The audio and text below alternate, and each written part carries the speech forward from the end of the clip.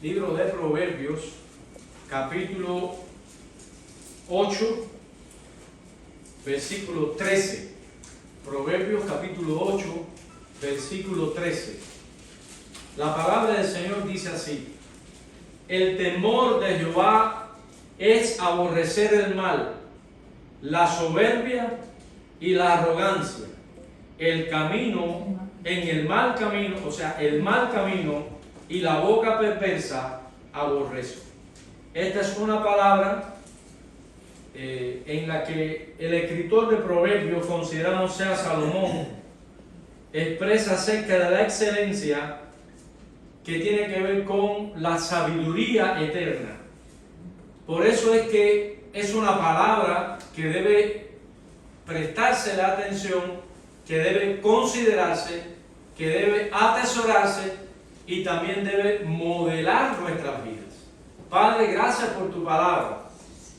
Bendícela en nuestro corazón, que transforme nuestra mente para caminar sin temor en medio de un mundo atemorizado, para que podamos tener victorias ante un mundo que está perennemente derrotado.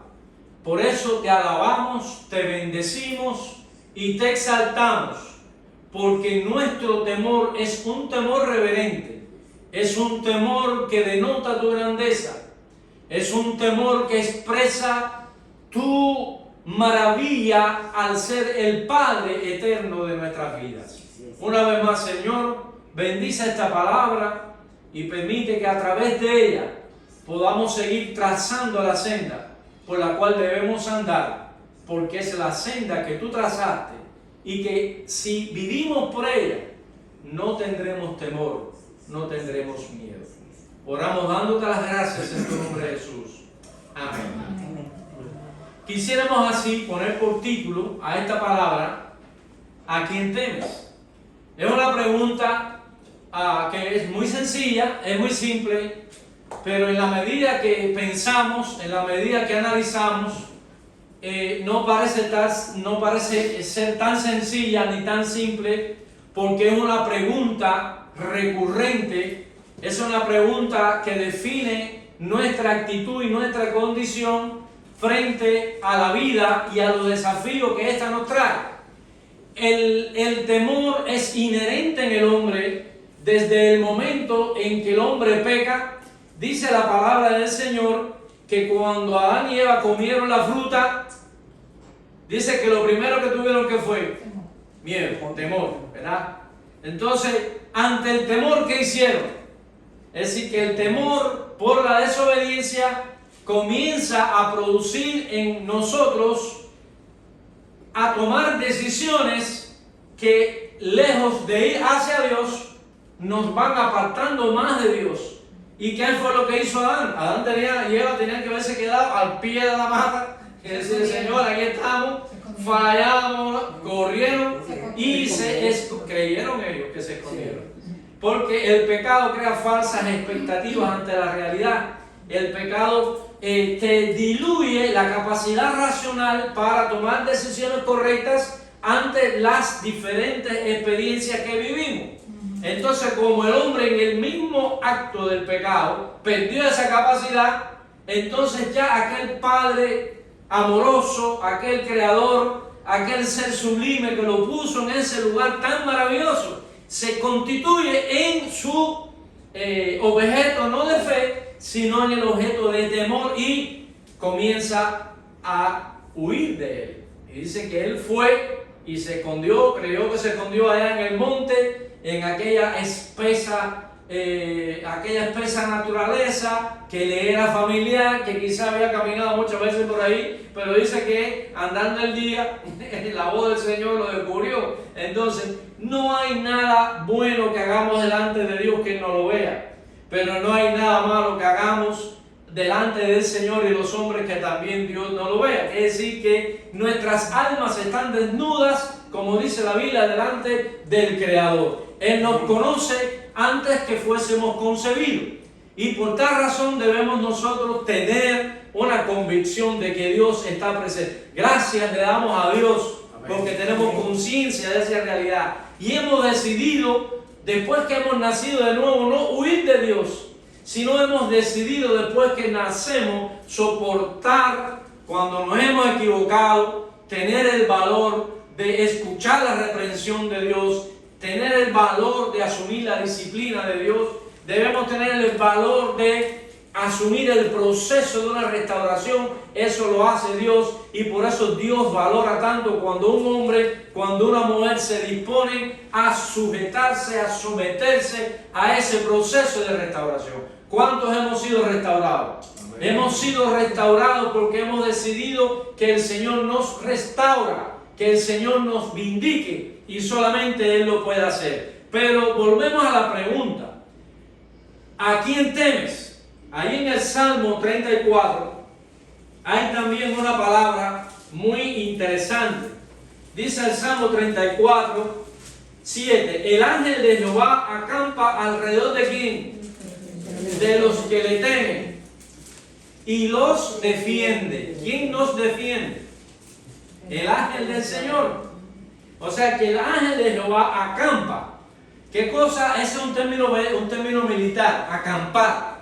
Es decir, que está establecido en un lugar de combate, y al estar establecido ahí no hay quien lo saque de ahí. Entonces el ángel de Jehová se establece en tu vida, Él acampa contigo, Él te ayuda a enfrentar el problema, Él te ayuda a combatir el problema y te da la victoria. ¿Cuánto decimos amén? Pero nosotros debemos estar ¿dónde? Acampados también. Nosotros tenemos que estar ahí en esa área de batalla, que es el lugar donde está el ángel acampando para protegernos, para enfrentar todo tipo, cada cual aquí sabe, cada uno de nosotros conocemos cuál es la batalla en la que inmediatamente estamos, cuáles son las grandes artimañas y estrategias de Satanás que está tejiendo, que no tenemos idea de lo que él está tejiendo ahora para cuando salgamos de aquí. No tenemos idea de lo que el diablo está tratando y entretejiendo en tu mente para distraerte de lo que la palabra de Dios te está dando ahora. O sea que el diablo es mucho más astuto de lo que nosotros imaginamos, porque es más astuto que nosotros. Pero tenemos al ángel acampando con nosotros. Bendito sea Dios.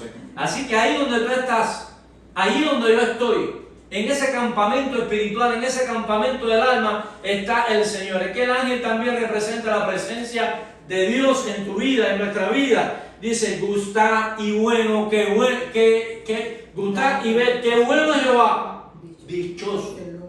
Y una de las acepciones de la palabra dichoso, ¿cuál es? Feliz. Como bienaventurado. Somos dichosos. Una persona cuando es dichosa, eso, qué dichoso es, mira, le dieron este regalo, qué dichoso es, se sacó la lotería. O sea que es algo que se va de la normalidad. Y cuando eres dichoso, tú estás por encima de la normalidad. Porque tú tienes a un ángel que ha ido acampando contigo y que te está ayudando a enfrentar todos esos desafíos, que el mundo se queda con la boca abierta al mirarte como tú frente a todas las trampas, todas las mentiras, todas las manipulaciones, que nosotros somos víctimas de ellos. Cómo tú reaccionas de una forma que ellos no pueden entender. Dice, o este es bobo, o este es loco, o este ¿qué le pasa a este o a esta?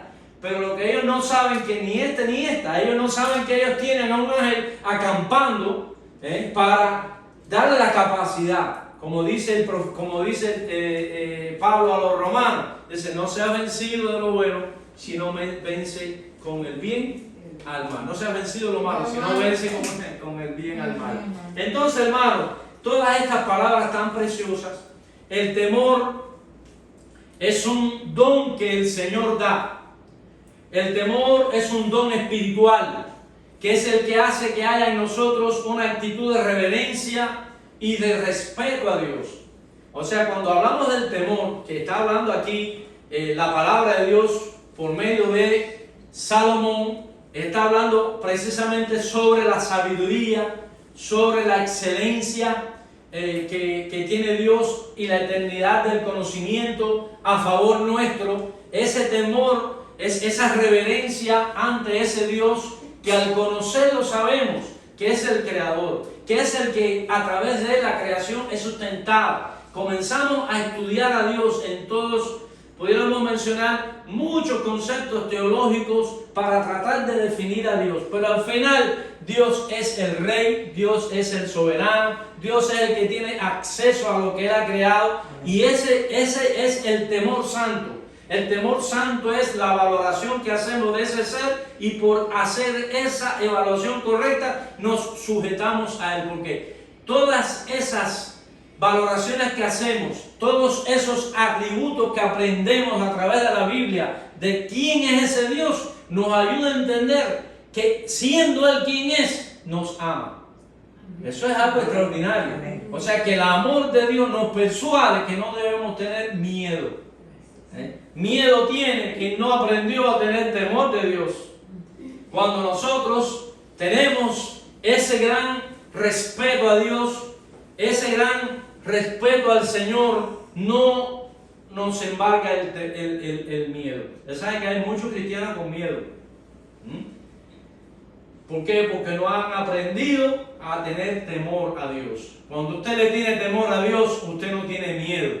El miedo es algo que incentiva el horror, incentiva el pavor, es algo que nos motiva hacia el espanto, hacia el pánico, y de ahí vemos la ciencia médica, la psicología, la psiquiatría, todas las cosas definen bien que muchas veces el miedo es como consecuencia de un fenómeno que tiene que ver con lo espiritual. Pero cuando nosotros definimos nuestro temor a Dios, nosotros no tenemos miedo, porque nosotros creemos que Dios, que nos ama, que es ese ser omnipresente, todopoderoso, es el alfa y el omega, es el principio y el fin, es el que estuvo vivo, el que estuvo muerto y el que vive. Cuando tú comienzas a pensar y a nutrirte de esa verdad, tú dices, tremendo respeto que tengo por esa criatura, tremendo respeto que tengo por ese ser magnífico, ese ser que tiene control y tiene capacidad para mover cada célula de mi cuerpo y cada expresión espiritual de mi alma en el sentido que lo engrandece a Él, y al engrandecerlo a Él, soy yo beneficiado. Yo tengo ese temor reverente, ese temor santo, pero no le tengo miedo a Dios. ¿Cuánto decimos amén? ¿Quién le tuvo miedo a Dios? Adán y Eva. Y todos los hijos de Adán y Eva, todos somos unos miedosos, como decían allá cuando yo era chiquito. Todo lo que era un miedoso. Pues claro, era un hombre grande contra un muchacho chiquitito, tiene que tener miedo. Digo, por lo menos en Pinar del Río era así, yo no sé allá en Santa Clara y en Buenos Aires, pero yo sé que siempre esas cosas suceden, ¿no es verdad? Pero el Señor dice que el perfecto amor echa fuera, ¿qué cosa? ¿Cuánto podemos decir amén? Amén, amén bien pensado. El perfecto amor echa fuera, ¿qué cosa? El temor. El perfecto amor viene de quién? De Dios. El temor, el miedo viene de quién? Como consecuencia del pecado. Cuando ellos chocan, el amor de Dios es tan poderoso que el miedo se va. Podemos decir amén. Qué cosa tan extraordinaria. Que en esta mañana, que en este día, podamos nosotros definir bien este aspecto en nuestro corazón y podamos sentir la paz y podamos sentir el gozo que Dios nos da. Hay un elemento más, y con este elemento que vamos a mencionar terminaremos, porque el contenido de la palabra que traemos hoy es muy grande y no vamos a tener tiempo para agotarlo, y no queremos abusar de su paciencia. Pero hay un elemento muy importante que nosotros debemos tener en consideración, que es la superstición. La superstición viene como consecuencia del pecado. El miedo hace que el hombre huya de Dios, y cuando el hombre huye de Dios, que esa es la experiencia desde Adán, el hombre sabe que Dios existe, ¿es verdad o no? El hombre sabe que hay una fuerza sobrenatural que está moviéndose en todas las esferas de la vida, pero el hombre, como tiene miedo de Dios por causa de su pecado, no busca la forma de acercarse a Dios, sino busca todos los otros elementos, creyendo que puede evadir el juicio y la ira de Dios, y entonces comienza un camino paupérrimo en el alma del hombre. Entonces, aunque el hombre cree que existe Dios, muchos de ellos, a eso el estudio le llama no es el paganismo, sino es aquel periodo en el que, aunque el hombre cree en Dios, se desentiende de él, ¿entiendes? Entonces llega el momento en que el hombre pagano, como el hombre sin Dios, no puede soportar los grandes desafíos que la vida le trae. No cree en el Dios verdadero, pero tiene que inventar un Dios, porque Satanás es más grande, Satanás es más poderoso que el hombre. ¿Es verdad o no? Y estas son ideas que tenemos que repetirlas, porque queremos que cada uno de nosotros entienda realmente lo que pasa en el mundo y por qué el hombre tiene miedo y por qué lo terrible de la superstición. Entonces, como el hombre es más grande que Satanás es más grande que el hombre, no puede enfrentar a Satanás. Los problemas y los desafíos en los cuales nosotros vivimos son más grandes que nosotros. No podemos enfrentarlos porque la capacidad humana no es suficiente para enfrentar las consecuencias de nuestro mal proceder. Cuando tomamos decisiones equivocadas y fracturamos nuestra vida, fracturamos las relaciones, que entramos en conflicto alguna vez hasta con la ley, no tenemos la capacidad porque no es posible. Entonces el hombre, aunque sabe que existe un Dios y no quiere creer en Dios, entonces inventa un Dios. Entonces eso se llama paganismo. Entonces el paganismo es un entretenimiento de Satanás para mantener al hombre aislado de Dios, para mantener al hombre fuera del radar de Dios. Y entonces uno de los instrumentos más favoritos que tiene el paganismo, ¿qué cosa es? La superstición. La superstición, en pocas palabras, es aquellos eventos que suceden que no tenemos una manera racional para poderla explicar, ¿comprende? Entonces, la superstición la ha utilizado el diablo y la ha utilizado el enemigo para mantener atados a los hombres, para mantener a los hombres en una condición de esclavitud. Por ejemplo, usted sale por la noche, no sé si le ha pasado, pero tú sales por la noche y te encuentras que de pronto te pasa un gato negro por delante. ¿Qué dice un supersticioso? Mala suerte. Algo no va a pasar, porque el gato negro a las 2 de la mañana me pasó por delante, eso es. Uno dice, ya uno superó eso, pero la persona que no tiene a Dios, la persona que no cuenta con la convicción de que está acampado el ángel de Jehová en su vida, le pasa un gato negro por delante y corre atrás del gato, adelante del gato, no sé dónde correrá, pero sale corriendo allí. Eso es superstición. Ustedes nunca han pensado cuando un cubierto, esos son los supersticiosos, está sentado a la mesa y se cae un tenedor y hace clink, clink, clink y se va para allá. ¿Qué dice la gente? Oye, ahí vienen visitas. Esos son los supersticiosos. Entonces, si la cosa está cortica, si hay poca comida, ¿qué es lo que hace el jefe de la casa? Oye, recojan la mesa, que por ahí viene gente, y no vino la gente, y escondieron la comida. O sea que la superstición no resuelve ningún tipo de problema. Así que si en tu casa se cae un plato, es que estoy llegando a la casa. Así que, hermano, la superstición es un elemento tan simple de entender, pero tan difícil de desarraigar en la mente y en el corazón del hombre, que ellos, porque le tienen miedo a esos eventos, entonces se repliegan de Dios y no encuentran el camino de la liberación. Por eso digo, ¿a quién tú le temes? ¿A quién yo le puedo temer? El salmista decía, yo temo a Jehová, ese temor reverente, porque Él me va a ayudar a salir de todos los desafíos en los que estoy, los haya provocado yo, o alguien lo haya provocado, o el mismo Satanás, con el tridente de los tarrillos se me presentó delante. Pero quiero decirle que cuando tú te sometes a Dios, y cuando tú obedeces la palabra de Dios, dice, someteos a Dios, resistid al diablo, y huirá de vosotros, dice, al diablo, no un gato negro que te pase por delante, no una cuchara que se cae. Todo eso es superstición. Tirar agua, ustedes allá en Cuba eso se estira. Yo me acuerdo allá en Pinar del Río, que el 31 de diciembre, a las 12 de la noche, la gente salía con cubetas de agua y a tirar agua por medio de la calle.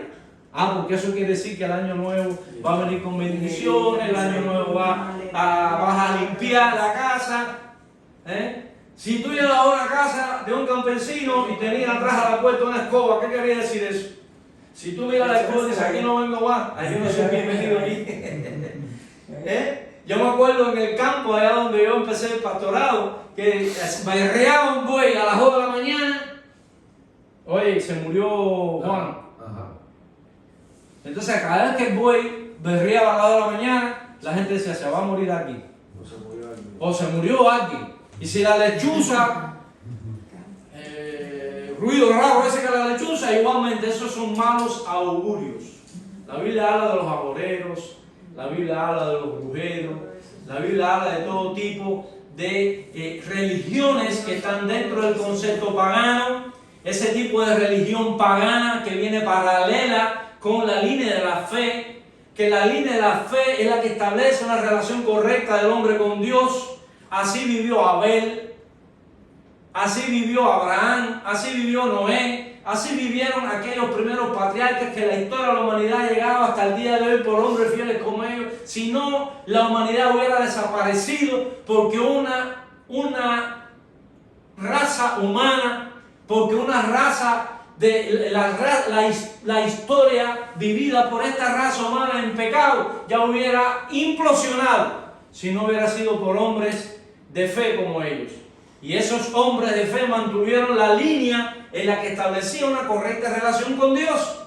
Y esa correcta relación con Dios mantenía a Dios comprometido con aquellos que vivían fieles a Él. Y por eso llegó Cristo. Y por eso Cristo dijo, el diablo vino para matar, para destruir, para hacer daño. Mas yo he venido, ¿para qué? Para que tengan vida y para que tengan vida en abundancia. Y yo he venido para deshacer las obras de Satanás. Amén. Satanás haciendo sus castillos y haciendo sus obras, y vino Cristo y le desmontó el negocio. Ahora, ¿a quién tú le temes? Nosotros debemos decirle, Señor, yo no le temo. No es que yo voy a pararme en una esquina a desafiar al diablo y los demonios. Esa es una tarea que la hace Dios, porque el diablo y los demonios son más poderosos que tú y que yo. Pero el ángel del Señor, el Espíritu Santo de Dios, que habita en mi mente, habita en mi corazón, habita en mi vida, soy con él muy suficiente para que el diablo sea echado fuera de mí. Así que yo temo a Dios y no le tengo miedo al diablo. ¿Qué le parece?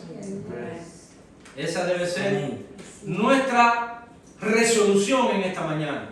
Y vamos a salir de aquí diciéndole, Señor, realmente he decidido confiar, he decidido creer en ti. Por eso, hermanos, debemos orar. Hay pastores que se han atrevido a decirle a su congregación, si ustedes se van de aquí, pierden mi cobertura, pierden nuestro apoyo. Si ustedes se van de aquí, ustedes están en el lugar donde está la unción de Dios. Si usted se va de aquí, usted va a perder la bendición del Señor. Eso es brujería espiritual. Eso es una manera burda de desafiar la gracia. Esa gente debían tenerle miedo a Satanás. Porque la cobertura del Señor es el Espíritu Santo en tu corazón. ¿Podemos decir amén? Amén. Es la presencia de Dios en tu vida y en la mía. Estás en la cobertura de ningún hombre. Yo no tengo que decirte a ti que si te vas de aquí, si te vas de aquí, tú no vas a irte con la cobertura. Yo no puedo dar cobertura a nadie. Yo puedo decirte que la cobertura la da Dios. Amén. La presencia de Dios en tu vida. Yo voy a orar para que para que estés consciente de esa cobertura en ti. Porque tú y yo estamos bajo la cobertura de ¿quién? De ese Dios maravilloso, de ese Dios extraordinario. Hay mucha superstición dentro de las congregaciones, en muchos lugares. Líderes que se quieren presentar como indispensables para el crecimiento de sus congregaciones. Yo puedo ser un instrumento. Oramos para que los hermanos sean de bendición. Pero todo es para la honra y la gloria de Dios. Deberían tener mucho temor, deberían tener mucho miedo en creerme. Que yo puedo hacer esas cosas sin consecuencias. El mundo está en un gran peligro, porque el mundo no quiere temer a Dios y el mundo le tiene miedo al diablo. Y cuando el diablo sabe que tú le tienes miedo, entonces tú eres presa fácil. Entonces él puede hacer contigo lo que quiere. Entonces él te facilita lo que tu mente y tu cuerpo carnal piden. Pero cuando Él ve que tú y yo hemos decidido temer a Dios, Él la emprende aún hasta violentamente, porque Él sabe que nosotros ya no salimos de su mala cobertura. Estamos bajo la influencia, bajo el influjo del poder de Dios. Y entonces, ¿a quién temeré? Solo temo al Señor, que es el quien ha hecho de mi vida una vida nueva. Que el Señor en esta mañana nos capacite para estar firmes en el Señor. Que el Señor nos dé la fortaleza para que al salir de aquí sepamos que no hay nada, que no hay nadie en este mundo que pueda crear una condición en nuestra mente que nos aleje de Dios. Aquella fruta y aquel pecado que alejó al hombre y a Eva del camino correcto, aquella fruta y aquel acto pecaminoso que le hizo a Adán tener miedo, y ese problema se resolvió, Satanás. ¿Podemos decir amén? Amén. Ya vino alguien que arregló el problema.